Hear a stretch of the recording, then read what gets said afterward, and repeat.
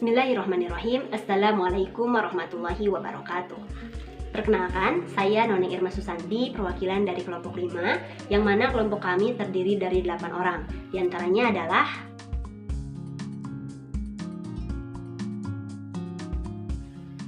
di video kali ini, kami akan membahas mengenai capaian keberhasilan dakwah Nahdlatul Ulama.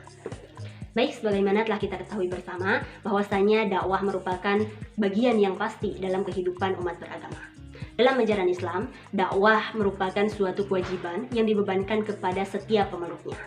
Pada hakikatnya, dakwah merupakan tuntunan abadi manusia sepanjang masa, seruan kepada keinsyafan, dan ajakan untuk mengubah situasi kepada situasi yang lebih baik lagi, serta untuk mengajak manusia agar senantiasa mendekatkan diri kepada Ilahi. Selanjutnya, apa sih NU itu? Jadi, NU atau singkatan dari Nahdlatul Ulama ini adalah Jam'iyah atau organisasi keagamaan yang merupakan salah satu ormas terbesar yang ada di Indonesia, yang mana merupakan wadah bagi para ulama dan pengikutnya. NU didirikan pada tanggal 16 Rajab 1344 Hijriah yang bertepatan dengan tanggal 31 Januari 1926 Masehi di Surabaya. Kemudian, NU ini didirikan atas dasar keinsafan bahwa manusia dapat memenuhi kebutuhan hidupnya selama ia bersedia hidup bermasyarakat. Jadi, NU ini didirikan dengan tujuan untuk memelihara, melestarikan, mengembangkan, dan mengamalkan ajaran Islam yang berhaluan Ahlus Sunnah wal Jamaah dengan menganut salah satu madhab 4, yaitu Imam Syafi'i, Maliki, Hanafi, dan Hambali, serta untuk menyatukan langkah para ulama dan para pengikutnya. Selain itu, NU juga melakukan kegiatan-kegiatan yang bertujuan untuk menciptakan kemaslahatan umat, kemajuan bangsa, dan ketinggian harkat dan martabat manusia. Dengan demikian, NU menjadi gerakan keagamaan yang bertujuan untuk membangun insan dan masyarakat yang bertakwa kepada Allah Subhanahu wa Ta'ala, cerdas, terampil, berakhlak mulia, adil, tentram, dan sejahtera.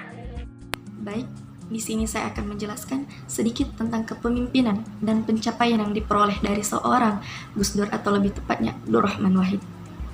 Pada masa kepemimpinannya, Indonesia atau lebih tepatnya NU mengalami masa keemasan, di mana beliau menjadi salah satu ikon intelektual Indonesia.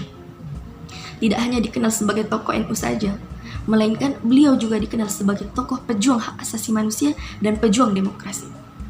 Gus Dur juga memperkenalkan NU ke dunia internasional. Bahkan, beliau juga mengubah citra atau ikon organisasi Islam yang tadinya kolot menjadi sebuah organisasi Islam yang sangat dinamis. Pada masa rentan kepemimpinannya, Gus Dur mengeluarkan artikel yang ditulis oleh para sarjana barat untuk memperkenalkan NU ke dunia internasional. Dan masa pencapaian yang dilakukan oleh seorang Gus Dur merupakan pencapaian untuk memajukan masyarakat NU untuk menjadikan sebagai organisasi dakwah yang menjadikan media sebagai dakwah untuk masyarakat Indonesia agar menjadikan masyarakat Indonesia menjadi masyarakat yang patuh akan aturan serta menjadikan Indonesia yang baldatun thayyibatun wa rabbun ghafur. Pemikiran Gus Dur dilihat dari pencapaian NU yang mampu bergerak menuju perubahan pemikiran sehingga pada akhirnya NU mampu terbuka terhadap berbagai kemungkinan. Nahdlatul Ulama dalam wilayah sosial dan intelektual mampu memberikan kontribusi, juga mampu menerima masukan berbagai macam organisasi. Pasca Hitas 1926 dan Nahdlatul Ulama 1984 di bawah kepemimpinan Gus Dur. Kajian mengenai NU tampaknya sangat beragam dari tema dan sudut pandangnya.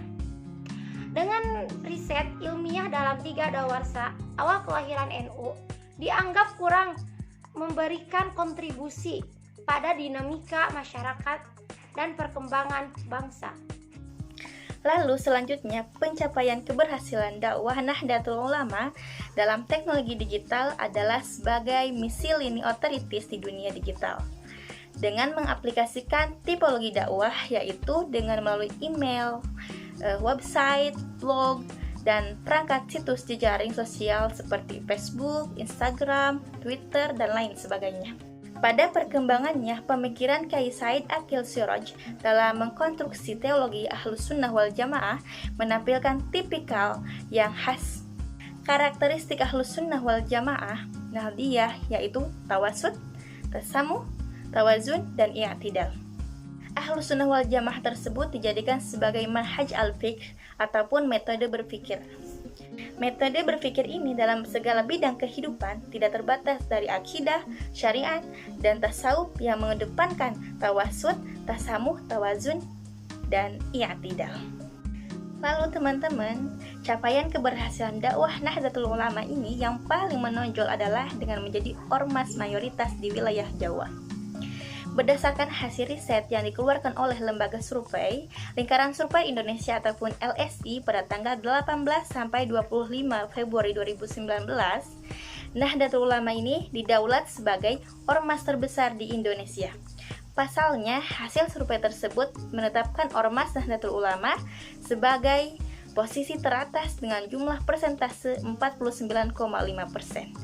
Jadi, keberhasilan yang paling menonjol dari Nahdlatul Ulama, pencapaian keberhasilan dakwahnya itu sebagai ormas mayoritas terbesar di Indonesia, yaitu di wilayah Pulau Jawa. Sekian presentasi dari kelompok kami, semoga bermanfaat. Mohon maaf bila banyak kesalahan. Usikum wa iyyakum bittaqwallah, wabillahi taufiq wal hidayah. Wassalamualaikum warahmatullahi wabarakatuh.